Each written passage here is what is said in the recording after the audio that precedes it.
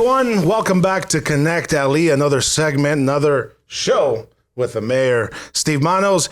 This is the avenue where you can find out what you really want to know about Lake Elsinore, isn't it, Steve? Absolutely. And we're here today. We're joined with our special guest, City Manager Gina Simpson, as well as our Economic Development Director, Gina Gonzalez. Woo-woo. Welcome, guys. That's right. Thanks for joining us. Thank you. Yeah, we're going to have a little fun here.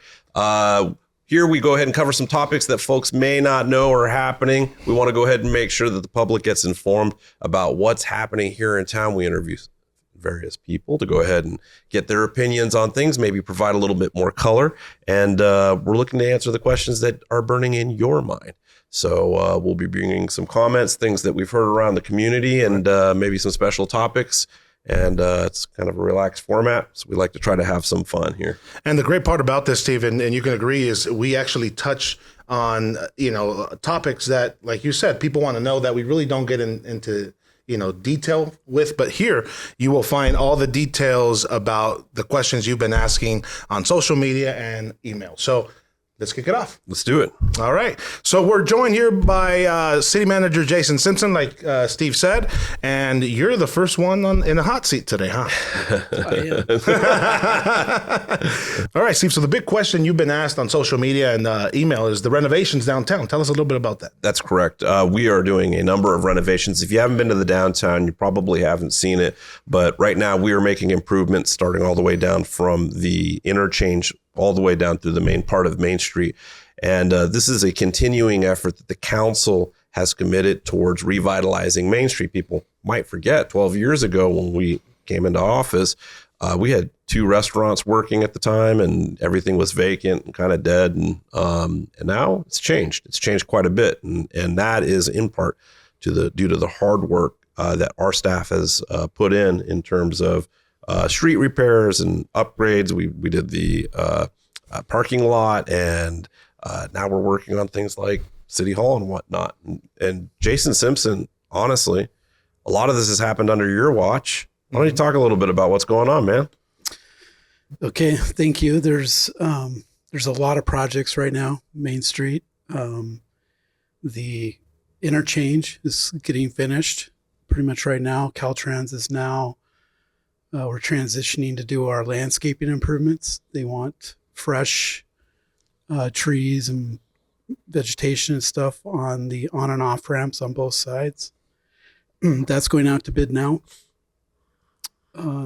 as well as installation started on our transportation R panels on Main Street this week. And a couple more weeks, that should be done. It'll match or be very similar to what happened on Railroad Canyon Road and Diamond Drive. We've gotten a lot of great comments about the art panels. I was actually with a group of people on our way back home, and we drove by it, and these are just friends of mine. And they literally was like, they were like, what the heck is this? And I've seen it.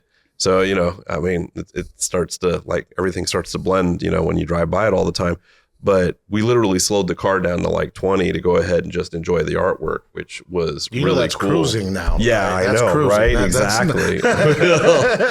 And it was night and it was spectacular. So great work, guys. Seriously. And Jason, for those that don't understand what an art panel is, I mean, I'll be one of those. At first, it's like, oh, an art panel, you would imagine it's something drawn on, but it's something very specific. Can you tell us a little bit about what it is? Yeah, so on the walls underneath the freeway, there are aluminum designs kind of commemorating our history in the city.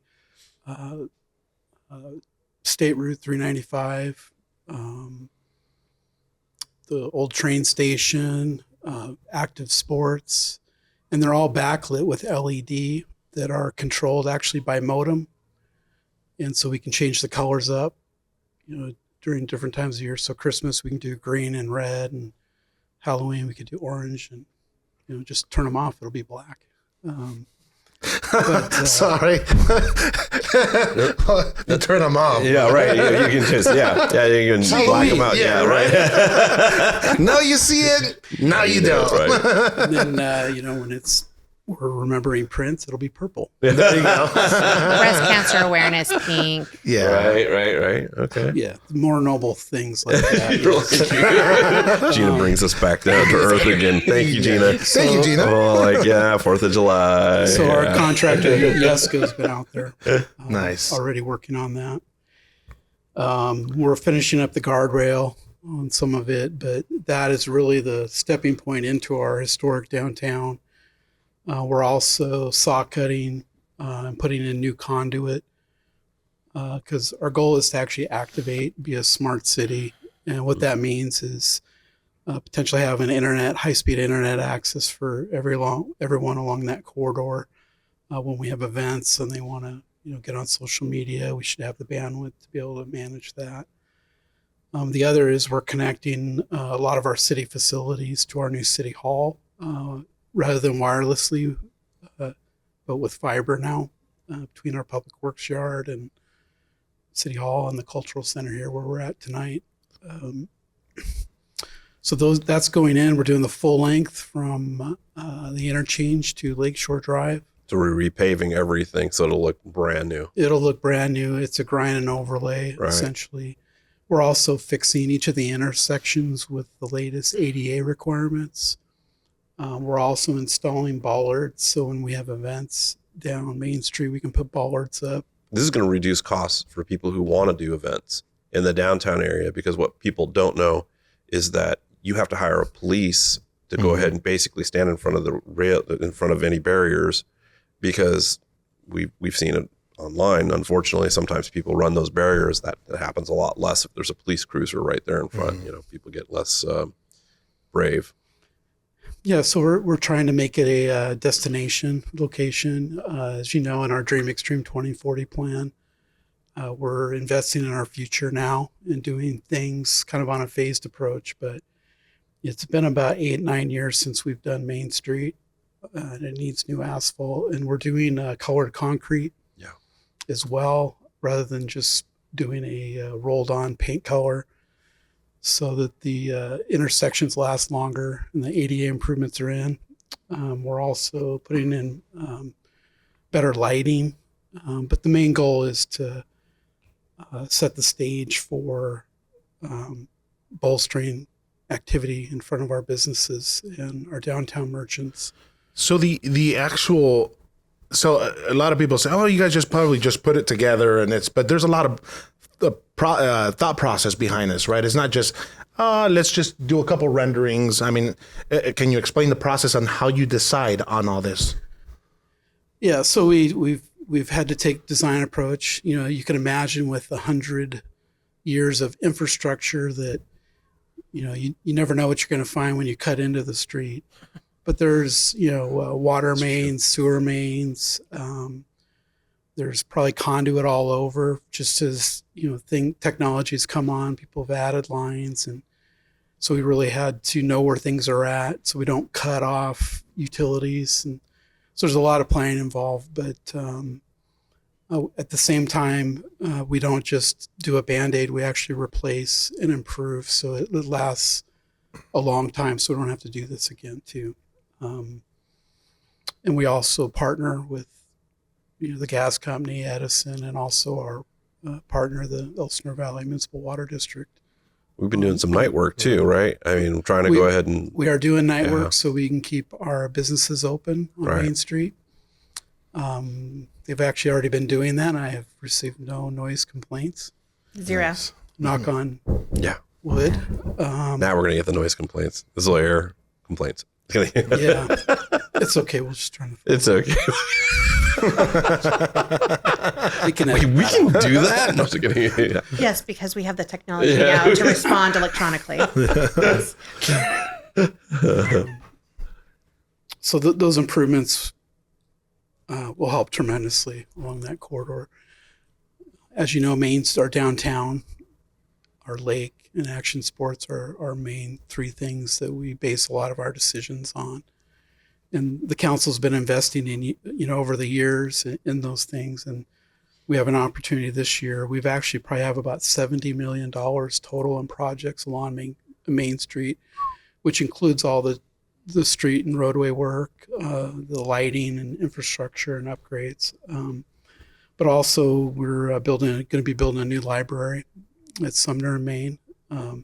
That's in final design right now. We're hoping to break ground on that by the end of the calendar year. That's great. So we'll have 2 large facilities under construction at the same time. You know what else Jason and I just love about all the ingenuity of staff is that it isn't just general fund money that our staff has really actively gone after grants to offset a lot of the cost that a lot of these improvements have made. This made a big difference actually in the city because I don't think we were very active in doing so prior to the administration change about a little over a decade ago. You guys really have professionalized and done a really good job of bringing a lot of money to the city. And I think maybe as the city's grown, we've attracted more attention from some of our federal representatives or state representatives. So that's been helpful too. And touching on that portion of it, Gina, economically, the renovation downtown is probably a big boost, not just for the economy, but also to attract businesses. Can you tell me a little about that? Absolutely. A lot of the business partners and restaurants and nightlife, they really look for the investment that cities are making towards their type of business. So are they in this all by themselves? And they're not. The city of Lake Elsinore is, I would like to use the word aggressive because that is what it is. The city council and Mr. Simpson and Shannon, our assistant city manager, have been very aggressive in attacking all of the needs that our development community is looking for when they're talking about those partnerships and why should I locate in the downtown? Why should I invest in that downtown? Well, City of Elsinore is extremely serious when it comes to investment in our community and trying to set up that nightlife and show that we are a partner here. Right. I can't agree with you more. As a matter of fact, it's some of the folks, again, referring back to, previous administrations, there was a lot of people around town who either argued until, nothing was done, or said that it couldn't be done, like it would never happen, right? Like we were incapable of making it happen just out of the fact that we're just like Elsinore, right? And so I think this council and when Mr. Hickman was here, we had a different mentality about that. We knew something could happen, and that's when a lot of our administrative staff came in and changed our world. No question about it. We are going to be a world-class city. And you're coming with us, whether you like it or not. No, I'm just kidding. No, and I always refer to this, Steve. I always go to the same thing. You've lived here for a long time. You've seen the downtown develop and become what it is now. Right. I mean, take us through that roller coaster. Oh, well, I mean, obviously there were booms and busts, but the downtown was mostly a collection of a number of I would say furniture stores or antique shops, kind of throwback. What we consider third generational uses. Right, Yeah. right. It reminds me a lot of like downtown Fallbrook or whatnot. It's a little bit off the beaten path. There was no kind of industry or I don't know, sense of destination there. And, one of the things we're doing, which has been somewhat controversial right now, is we're actually building up our city hall. And I would say we've received a lot of feedback as far as that good. Some of it is good, but some of it, areas of concern. And I just think that people don't realize how important it is to have a very robust city hall. And I also don't think that they know what's going there except for what's on the exterior. Or what services that cities actually provide. Right. I mean, the reality is that, as the staff has grown, they've become more crammed into an area, and we've had to go ahead and take off-site locations. Well, that's people who are now moving away from the downtown who aren't going to lunch, in the downtown, who, are, not maybe doing their shopping on the way out, you know what I mean, in the downtown area, not grabbing coffee, they're not meeting people in the downtown area. It's a big deal. I think that is part of your economic development. The library is a second sort of, we call these like economic drivers, right? Like it creates a ripple effect that helps businesses and then maybe drives other businesses to develop. So a lot of those vacant lots that we're seeing downtown on Main Street, a lot of people ask, why haven't they developed?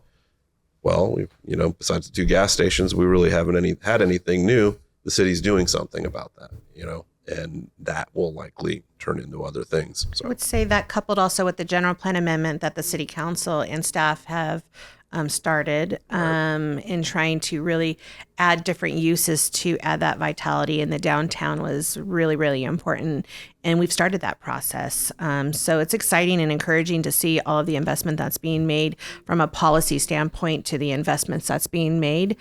I would also probably add that all of the events that the cities have been undertaking is really adding to that placemaking opportunity that you've identified. Absolutely, 100%. Jason was responsible for the parking lot, Getterman Square. I mean, you pretty much had your hands all over that project.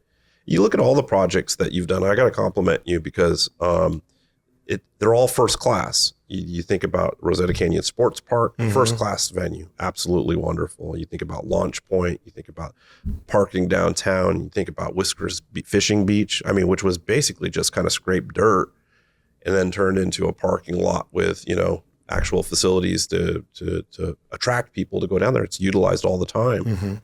And there's lots of other examples I probably can't come up with offhand, but can I say how much fun it is to work with Jason? That he's a visionary behind the scenes too, and he doesn't like to tell staff no. He likes to figure out a way to get there. It takes a little time. So he enjoys. It takes a little time, but it comes out so good when it really is. That's why I have confidence when folks are concerned about like City Hall. You know what I mean? You made the case. You're like, we actually need, to expand this. We have this opportunity to do so. It took some time to go ahead and acquire the properties in order to actually facilitate that. We got buy-in from the Historic Society. The buildings, a lot of people have mentioned that the buildings, they're concerned about the historic nature of the buildings there's a difference between historic buildings and these are buildings that have some sort of architectural significance or maybe something important happened there. And just old buildings. And these were just old buildings without any type of specific usage.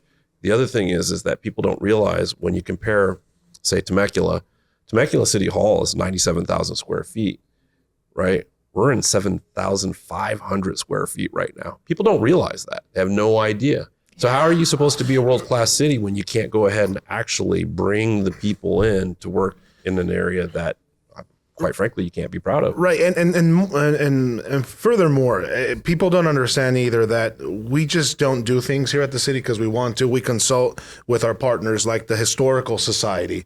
We partner up with the Downtown Merchants Association. They're a part of this. Chamber. Oh, yeah, the Chamber of Commerce. It's not like we just tear things down because we want to, right? Yeah. We have great partnerships with the Historical Society and also the Downtown Merchants Association and the Chamber. So when we talked about locations and what we want to do downtown, they're also, involved. Right. So, but, also to add, value to why we do this. I mean, Jason, the city is growing. That means also staff is growing, a lot of moving parts. Tell us a little bit about all that. It's not just, not because we just want to do something. Well, thank you for asking. I think perfect timing. Well, I think what I'd like to do is maybe just take a step back for a moment because the story I think needs to be told. 10 years ago, I don't know that we would have built a city hall. No. And I've actually staff and we've gone back and over the last 8 years, we've actually spent $375 million on capital projects.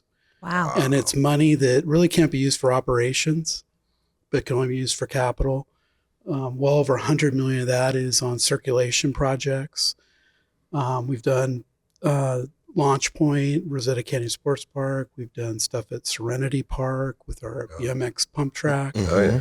I mean, there's literally like 80 plus different projects, but they've all served as a catalyst for, really looking towards building our future, and they set the stage. It helped build trust with the council that staff can deliver on projects, and we've clearly outgrown our space. The current space we've been in since 1934, so that's 90 years. That's it. We've well utilized it, and so what I'd like to say is, when we looked at moving forward and expanding, we wanted to honor our past. We wanted to build for our future. I think we have an obligation to our employees. Just over the last 2 fiscal years, we've added over 60 new full-time staff to our budget to provide key services to the community. A lot of those were public works, community services, the things that directly impact, our residents. But we needed a place that also shows our development community that we're serious about investing in ourselves. Yep. And we've strategically done that throughout the city, like other side of the lake with Launch Point, on the east part of the city with Rosetta Canyon, the stadium. We've done a lot of investment there. Yep. And in the roads. Typically, we get about $2.5 million a year for road maintenance, which is not enough for any city in the state.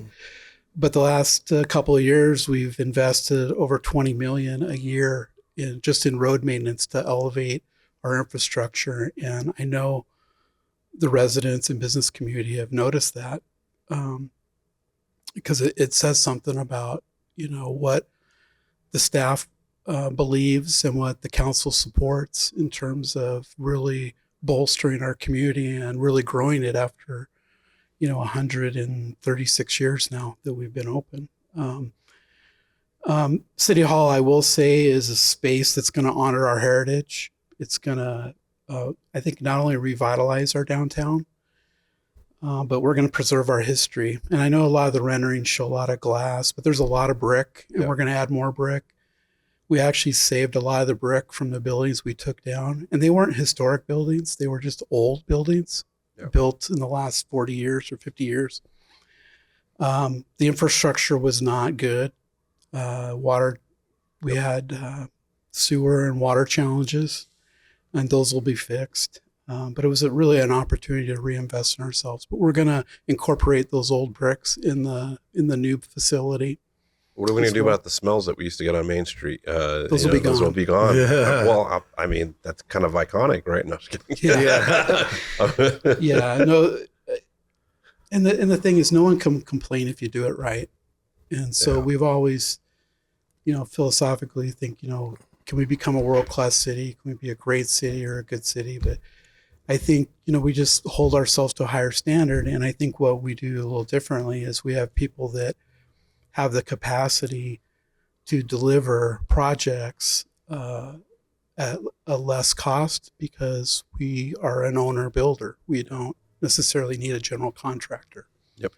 And that lets us leverage every penny into what we want, plus even then some based on vision or requests from our city council or community or staff. The good thing I like about the building, it's going to be a lot of brick. It'll celebrate our history. It'll be a new building, but it'll look historic. Mm-hmm. The glass was just, staff's vision at the time to kind of open up the building and have more natural light coming in. And so we are doing that, but we're going to complement it in the right way. And it does meet our downtown specific plan. Yep. These were things that were all visioned for 30, 40 years, long before. People forget that. Yeah. They forget that there was a conversation that we teared off of it goes back decades, even from the location and what should be housed there and how it should be designed and the whole thing. We actually tapped into all of that. And people think we just one morning woke up and said, I'm going to build a new city hall. We're just going to make it giant and glassy. And you know what I mean? Like, let's tear down old buildings. That sounds long. It wasn't like that. It was a very long, drawn out process. You can't do that, if I can add, with historic buildings anyways. There's a lot of development constraints when they have been deemed historic. There's a lot of regulations that surround that. So True. That's true. I think one thing I have seen as a byproduct of this is just the support we get from the community and from the council, staff, it's actually been able to generate more ideas. Staff's getting more creative across the board. Shannon worked tirelessly for 3 years, and we got a $10 million grant this last year to have a new library. Woo woo, Shannon. Woo woo. I can do that because she's right over on the other side. But our existing library is well past its need. It's in such poor condition. We're actually moving it temporarily to the outlet center. Yeah. And that's something that the county wanted to do because the building's actually sinking. Yeah. And there's other safety issues. And so for a few months, probably about a year and a half, we're going to move them to the outlet center. And hopefully that'll create some traffic there, but it'll give an opportunity while we're constructing this. But that's really a byproduct of staff going and getting it done. 10 million and we got the highest award of any community in the state because of that. The county's been a great partner with that. Senator Padilla's office as well was supportive. Senator Feinstein, when she was Senator still Feinstein. alive, she actually had us on that was incredible. We've had tremendous support from, our state representatives, Yeah. in the Senate and Assembly, and and it's just planting a seed and watering it and just being diligent. And we have staff that's engaged now. We have a city engineer who almost prints his own money because he's able to go identify a need. Yeah. And he's able to go get funds from Caltrans and RCTC and other agencies. I think he picked up 17 million just for Nichols Road interchange, and it's going to include a bridge. And we're actually working on an infrastructure plan right now that we're going to use as a catalyst to educate our council, our staff, and then it's going to be represented to our development community.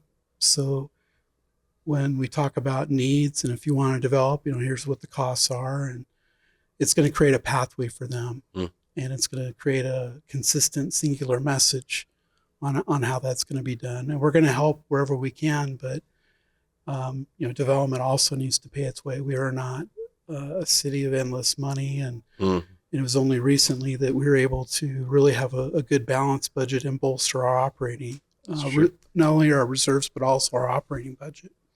So I guess I think the new city hall is going to be really a symbol of strength of everything about our community and for the future. It's going to be scalable.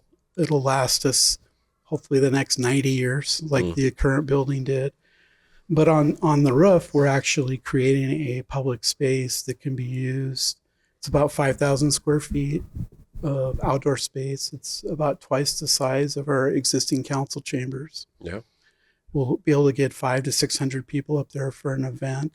And it has full views of the valley and the lake and the hills. And it'll be a great place to celebrate. And you'll also be able to see it on the third floor in the council chambers, which will be iconic with the vaulted ceilings and upgrades that we're going to be able to do. Right now, the steel's going up. When the concrete cures again from the supports that are going in, you're going to see the floors going fairly quickly. You've missed something.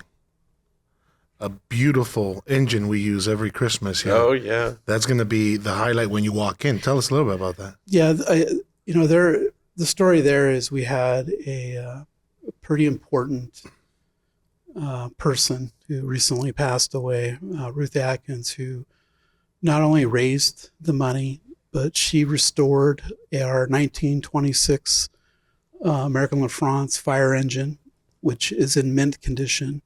There's only about 8 of them left in the world. There was a city, I think in New York, that has a similar one, and they gave theirs to their sister city in the Middle East. And it's in a museum being celebrated, but we're actually going to celebrate it in our own lobby, and it'll be on display. But that wouldn't have happened without the vision of our Lake Elsinore Historical Society or its leader. And she did a tremendous job with it, and we do use it at our Winterfest. Only a couple people can drive it because the clutch has to be rebuilt every time we use it. But They don't let me get on it. Yeah. Wow. Yeah. we don't let you look at it. No, the funny, I got on the other day and they were trying to move it forward. All you heard is, and I asked, why isn't it moving? And they said, well, get off first. Then I ended up going on. No, but it's a beautiful engine. It's a beautiful engine. And what a lot of people don't understand is that's part of the historical value we preserve here in Lake Elsinore. So people can't say we don't look at those things, because it was very essential to incorporate that within City Hall, and that being a highlight when you walk in as like a grand welcoming, if you will. So I have a question. So, a lot of people don't get this, and maybe Gina can go ahead and answer this question. One of the things I've been told by other elected leaders in other cities is that when they built their new city hall, it changed their worlds. You know what I mean? And I've specifically told this by one of the leaders from Corona. Talk to me about how that changes the game as far as your job. Your job is to bring in the development. The people of Lake Elsinore want that here. Mm-hmm. They're desperate for it. They really, really want, the restaurants and the shopping amenities. They don't want to drive off long places. How does that change the game when we're talking to people, and why? Why is that important? Why is it a good investment?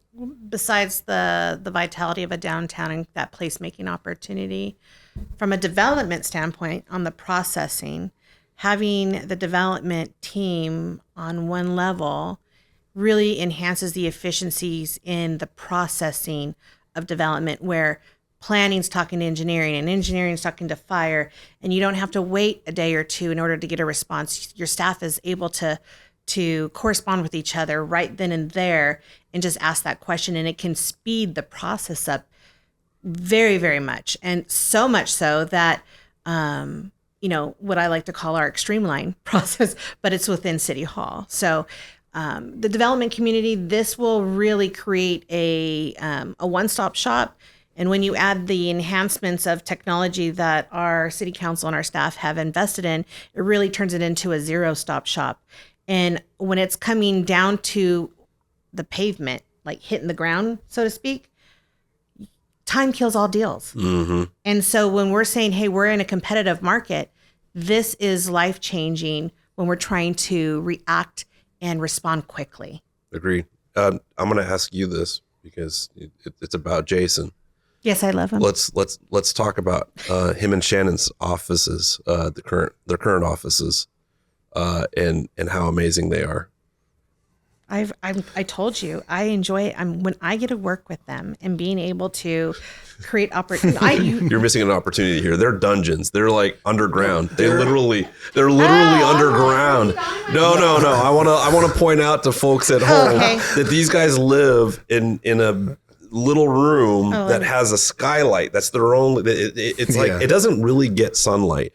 I mean, we call it a skylight. It gives them like the hope of sunlight. It's like the glimmer of hope of sunlight in their days. And I mean, well, they don't even give them keys to leave the city hall. And then in the back gate, like right next to the doors that enter their areas, it's gated. You know what I mean? It looks like it's a prison. It's terrible. The best part's when it rains, they have a natural waterfall. And then they get their natural. I love it. Right? That's the best tourist attraction of it rains hard. They don't have to worry about water. Yeah. I mean, it's great. Well, you're trying not to feed them. You're trying to bathe them. And what else are you trying to do down there? Yeah, it's kind of a mixture between a dungeon and a zoo. I mean, right. I've had staff put on the glass door. Don't feed the animals because it looks like an exhibit at a zoo. Yeah. Oh man, yeah. And I actually have an owl above the skylight that scares away the pigeons that used to sit on top there. My favorite's the music plays really loud when you're having a very confidential meeting. Yeah, exactly. The walls are real thick. Yeah, no. It's the best part about the owl. I've been in Jason's office and it goes, yeah, it scares living daylights out of us. You kind of look at him and be like, I got you. All right. Yeah. That's normally our sign to wrap up the meetings, Yeah. So City Hall expansion, totally worth it and necessary. No, you can't skip away from the cacao. I am I'm moving us on. Moving us on. Yes, please do. That's all I need is it's an endangered species or something. And we're gonna, on the first floor on the entry, we're gonna celebrate our history, the Historical Society. It pokes on the window like that. Oh my I'm sorry, God. what were you saying, boss? Having way too much fun now. Yeah. All right. Yeah, no, it's a good investment. It really is, and I'm looking forward to seeing that move forward. Getting back to the rest of Main Street, there's concerns. I've had people ask me about the landscaping, the sidewalks. You know, the story is it's all going to be torn up. It's all going to be apart for who knows how long. Can we talk a little bit about that misconception? So this phase will be done by January timeframe, and it'll be drastically different. We do have another phase we're looking at, which we have not presented yet to the council, but it does pick up from there and actually adds some softening to the hardscape with different plants and trees and brickwork, trying to create more of an outdoor environment as well. Maybe some more fresco dining opportunities. But it should, it'll help bolster all our businesses on Main Street. And we're going to have, a couple of entry points into the city. Those, we're looking at, but we're trying to also beautify our main entry points into our downtown. And we have other projects we're planning, potentially an amphitheater between the lake and downtown where people can come park downtown, go have dinner, walk to the amphitheater, watch a show after, then, go grab a drink or two and then, figure out what they're going to do the rest of the night. But we're trying to get the downtown to stay open later. And the way to do that is to build some infrastructure and opportunity. And really development is excited about it because they see us as investing in ourselves. They're more apt to do that with private money. And so we're hoping that every dollar we put in will stimulate another $5 to $10 initially. And I wish my bank account would do that. When I stimulate my bank account, it'll stimulate it back, but it seems not to do that. No, it doesn't work that way. But these are catalyst projects. This is what we're talking about. It's an investment in an area to go ahead and get other people thinking about what's possible. Yeah, the return of investment is a lot larger than people think it is. No question. And especially when we're adding some of our partners, like our educational partners who are also interested in becoming a partner of our downtown and really helping us achieve and thrive more ways than one. And I think that we're starting to see the positive of everything, the city is doing. We got a new restaurant in town. Right. Our French restaurant. Yeah, tell us a little about restaurant. that. Je m'appelle Giovanni. Oh my goodness. I just learned that. That's the only thing I learned in high school. Don't ask me anything else because Yo escucho todo. Yo escucho todo. Yep.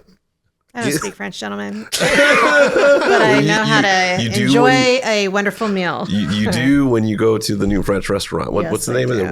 Rendezvous? Rendezvous Cafe and Grill. Yes. Chef Manny Gamboa came to us and really excited about this investment. And he has crepes. And I tell you what, there's people from another community that he was in, and he chose Lake Elsinore in downtown specifically. And when they found out that Elsinore stole him, they were so excited that he was local and in the area.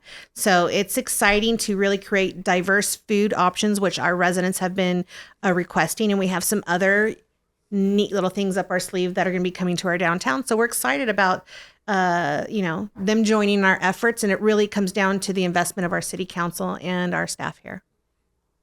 Very cool. I can't wait to gain a lot of weight eating there. Yeah. Honestly. The great thing is you can park and you can walk and do some shopping in our other stores. There was another restaurant, Mosca, that was in, I think, that same space. And I swear I probably dropped like $5,000 that year, eating over and over again, exploring the menu. It was so good, but they were only open for a year. So I wish these folks, I want them to be around. You know what I'm looking forward to see? In front of the window, they have a chicken pot pie. It's like, it looks, I just want to take a bite out of this the window, right? Oh, my. But that's how good it looks. Now, trust me, I'm not a person that gets offended when you invite me to eat. I don't. I'll try pretty much. Well, I wouldn't say anything, but I will try mostly everything. Very cool. And they're open now, right? They are open now. He plans to do a larger grand opening in about a month, and he'll have beer and wine, and he's got traditional French, plates, and then he's also got some French-inspired fusion plates. So we're really excited about it. Yeah, he's waiting on his alcohol, I think, licensing to come through. So that's the holdup there. Well, That's the state of California. That's not a city thing. Government bureaucracy at work. Not this one. Not ours. It's not ours. No, yeah, just saying. So we've touched on the city hall, the library, but we really haven't gotten into the library portion of it. I've seen the renderings; they're beautiful. I mean, it's Shannon, word up. That great. It's gorgeous. Yes, I mean, it's exciting. Yeah. You can see it on a podcast. You're giving the Manny Machado. What is it? Plomo or Plomo y plata. yeah, plomo o plata, right here. Lead or gold. Yeah, but to my point, I mean, we have a library here, and you guys. I mean, you probably went to that library, right? Oh, yeah. I mean, honestly, when my kids were young, we used to go to the Wildemar Library because this library was bad. Wow. And I'm all for City of Lake Elsinore stuff. That library was in rough shape. Yeah, That's been there. It was one of the worst libraries in Riverside County. I think it was the worst library in Riverside County. I took my kids for a project there maybe 2 years ago, but a year or two, and we went in there, and it was like, oh. Yeah. My library is at home, and it's on 4 books. It looks a lot better than mine. Oh, wow. It was it'd been bad. No, legit. Right. I mean, hey, I'll be that guy. No, but now right. we're going to be like. Well, and libraries aren't just about books anymore, right? No. I mean, there's multiple experiences, and we're going to upgrade. It's going to be a big upgrade. Right. And it's going to be one of a kind. We're adding a couple features that you're not going to see in any other county library. And that's great because it adds to the investment in that vitality, that placemaking opportunity of our downtown, where people are coming to a library, not just to read books, but for those other amenities that have been yet to be disclosed. So really exciting about that. Right. I'm looking forward to it. Me too. How big is that building going to be? It's going to be about 14,000 square feet. Mm-hmm. Twice the size we have now. Yeah, roughly. About twice. And it's a good size for our community. Lakeland Village has one that they're doing, but this is going to be right on Main Street, Sumner. It's going to help attract more development down there, and we're going to get more activity. So, and the best part is that the district will have another resource. The students will have another resource to come and enjoy that. The books and the computer time and stuff like that. And the great thing about it is all the operating costs are already covered. Yep. They come out of the county-wide library tax that they have. And so it's going to be city-owned, but we're going to let the county run it and manage it. So it's going to be ours forever. The interesting thing I notice is that residents really don't mind if a city is spending money on something that is a net positive add to a community until you start running out of money and have to go to them for a tax measure or something, because there's fiscal irresponsibility at that point. So we have to be, mindful about how do you pay for things and how do you protect the taxpayer, during that process, making sure that you're not getting too deep in it, because there's lots of cities right now that are in financial problems. So we don't talk about Bruno though. But I mean, just think about the conversation Right. today. Every single thing that we've talked about has been, not just do we want it, because I think the perception is if you want it bad enough, it's going to happen. 100%. It's about how do we make it happen? How do we go ahead and plan for it? How do we pay for it? And how do we do that without bankrupting our future? And I think that's the essential part, right? Yeah, so we do a lot of planning, and the council's also set policies too as a guideline. We have approximately a $71 million operating budget. Not only do we have reserves, we've actually raised our reserve requirement to 20%. And all of that I can say is in cash in our reserve. A lot of cities I've worked at in the past, it's a big receivable with no cash at year end. Wow. And so, have the working capital to be able to put, police and fire and essential services on the street. It's not a challenge here, but we also have a 5-year budget. So we make a decision today on our operating budget. It's got to pass muster in year 5 that we'll still be able to pay for it. Now you can't always predict what happens, but that's why we have a reserve, and but we have identified what our basic level of services are and what our basic level of revenues are.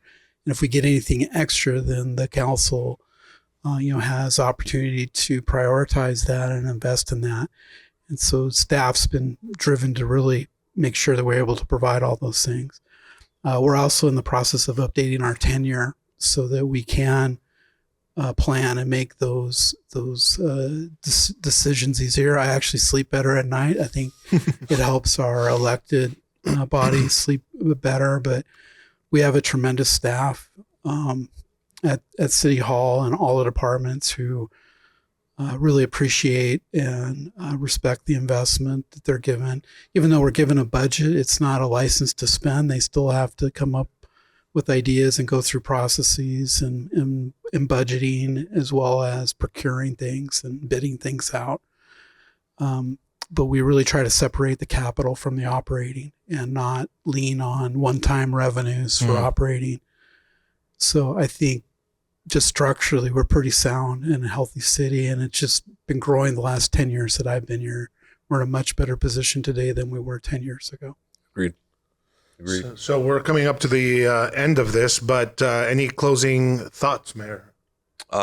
Just that I think things continue to move in the right direction. I'm very excited about everything that's happening, and we didn't talk about a lot of it. Lake's in relatively good shape. We seem to have kind of stabilized and figured out a way to go ahead and kind of at least push back on some of the algal blooms, and I think that next year is going to be even better as we deploy a few other types of implementations to go ahead and kind of deal with that. But I would also add that all of the projects that we have are probably going to be wrapping up here in the next year and a half, somewhere around there. And so the next question is what's next, you know, and how do we go ahead and jump into the next thing? Amphitheater is obviously something that would be far off on the horizon. A Lake Street and a realignment is something that we're obviously looking at. Central Avenue interchange is something that's on our radar. That is something that has been working through the process that we have been working on, 2-3 years already, and people don't know it takes 10 years to get those projects done. To get the Railroad Canyon got done in 8, pretty much from when it was restarted to the time that it actually finished, and that's streamlined. That's a streamlined thing. Can you imagine? You'd have to be in an elected official's time frame. That's 2 terms. You'd have to be in office 2 terms and right from the get-go know exactly what you're doing to go ahead and push for an initiative like that. And that's not because of staff here. Well, and a lot of that. Some of it has to do with the initial part of it has a lot to do with the staffing here, and usually that's the part you can control and they do a good job of. Then it goes off to the state and gets Caltrans and all of that, and then it's a whole thing. Bloodbath to fight for the money to pay for it, as we've talked about before. The design's often controversial. CEQA. Woo. So yeah, it's a fight. Jason knows. That's your day to day. Yep. Show me your gloves, boss. Yeah, but bruised knuckles gloves. There's no gloves. The bruised knuckles. Yeah. We have great opportunity. We have a complex geography with the lake and the mountains. Beautiful. And the there's quick faults, but you know what? We have a tremendous opportunity ahead, and I think things are getting better, and people are noticing. Even our partners, the sheriff's department and our Cal Fire, just the things that I hear from them. Even with the lake, our dive team is like, man, I can see 15 feet down. I couldn't even see my shirt last year. And so, they see the things that are happening, and all these people end up being ambassadors for us as well when they go out. Leaders from other cities are talking about us. Like, people don't realize that. Like, the outside perception looking in is just like, you guys are just like, doing more and more and more every time I read the newspaper, every time I talk to you, every time I go out to Lake Elsinore, I do business. Some of these people are doing business in Lake Elsinore. They're like, it's just better and better and better and better. But it doesn't happen overnight, like this. Sometimes we forget where we've come from. So, yeah. And I think a lot of the great things that we're doing here and seeing, and even from private developers, it helps lift the rest of our area, all the other cities around us. My hope is that they do that as well and see that. And, maybe we can come up with some, strategic marketing or, vision for the whole valley that everyone can participate in. Economically to help each other out, but really help our communities. And I think you hit the nail on the head, because people will say, and the tendency is, we don't need each other. But at the end of the day, in order to develop a strong economy, a strong, area, you all need, some sort of help from the city next door or the city down the road. It's not just us growing by ourselves. Remember, at the end of the day, it takes a village to literally build something really strong and positive. No question. When one city has a business that has come in, right, they have to hire from outside just that one city. Right. So when we're able to create an opportunity for somebody to stay closer to home, we're thereby increasing the quality of life for all in that region, right? So we all benefit, to your point. Yep. Well, ladies and gentlemen, that will conclude our show for today. It was a pleasure to have Jason Simpson and Gina. Welcome aboard. You're actually a couple months in, I think 3 or 4, right? Yes, correct. I'm very excited. It's a lot of fun. We have a great staff here and a very aggressive council, and I love it. So before we finish, we're going to play a little spin the bottle game, and we're going to ask questions when that bottle lands on the individual, and we're going to ask some fun questions. How about that? Okay. You guys up for that? Yeah. Random questions? I'm always good for random questions. I'm like, look, it's pointing to you, Mayor. All right. You know me. We'll do 2 questions. All right. 2 questions. And then we'll call it quits, because we our producer's just telling us we got about 5 more minutes. All right, here we go. Ready? Here we go. Shannon. Oh, look at Oh, that's Gina. Wow. That's Gina. All right. Mayor, you want to pick one from here? Oh, do I get to pick yes, one? You get to pick one. All right. Jason's cracking up. No. This is going to be great. Oh, these are personal questions. I'm That's not fine. asking personal Please do. questions. Please No. I don't mind. No. We're not doing personal questions. That's Why? terrible. No, it's not. Okay, so how about this one? No. Yeah, I'm going to do that one. No. Yes, I like high heels. No. No. Let's ask her a professional question. Okay, let's ask her a professional This is question. fun, guys. Sorry, I was willing. No, you weren't. You're not reading the questions. Questions. Yeah. Okay. They're not that bad. Trust me, they're not. All right. So, what's your biggest goal in terms of retailers to bring into the city? What's the white whale? What would make you feel really good about having come aboard? And it's not going to happen overnight. We know that. I know there's 2 big ones for me. It's having an existing product, right, and seeing something deteriorate, right. So for me, is City Center, where the old Walmart was located, and really trying to create that was what was once known as a power center, and turning it into the power center that it is. and it should be. We have the income, we have the traffic, we have all the investments that are being made. And so we have the product. And so how do we use the existing space? That's the quickest way to turn something into magic. And then I would say the other one would be our outlets. So we also, again, we have a product there, and we could really do something really unique with that. So to build something in today's market, we're talking about CEQA, we're talking about the entitlement process, we're talking about all that investment that comes into it. And it's a timely process, right, from start to finish. When you have something that's existing and being able to turn it around and revitalize it, that's money, man. That's amazing. And so being able to take that and do something is something that I think that our residents are asking for, but it is also low-hanging fruit in your, what you're basically bringing up. All right. Found an appropriate personal question to ask. Favorite ice cream flavor? Chocolate peanut butter. Okay. Ooh, there we girl. go. Okay. Just Okay. saying. That's not so bad. No. All right. Here we go. Want to do it? Yeah. I asked 2 questions, but that's okay. Oh, it's not rigged. I swear it's not rigged. Oh my gosh. Yeah, Well, buddy. he went this way, and then this time he went this way. So of course it's going to go. Let's see here. No, these are terrible. Oh, 3 things you're grateful for. There we go. Me. Don't fall out of your chair, boss. Oh my gosh. Yeah.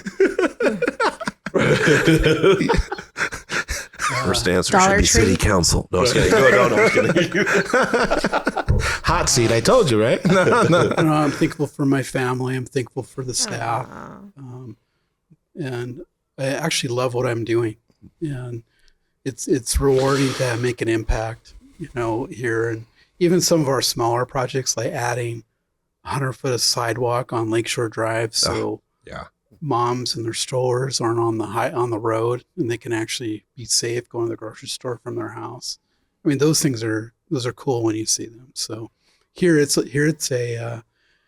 been an opportunity, and it's something we take seriously, and it's been paying off. And sometimes it's the little things, but as long as you put the community first, and then the organization, and by then all the answers are there and you can move forward. Splash pad at Yarborough Park. Yeah. That's right.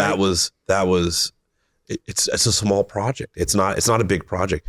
Nobody was going to do that. You couldn't get a developer. It'll never be developed. And this is not like the super wealthiest part of town. These people appreciated it so much when that happened. That was huge. So good job. Thank you. Thank you so much, both thank of you, you. and Mayor and the council for doing a great job. Well, that concludes it. That'll be the second time we conclude this, but that was fun. That was the last 5 minutes. Take us away. All right. And everybody, thank you for joining us. We'll see you next time.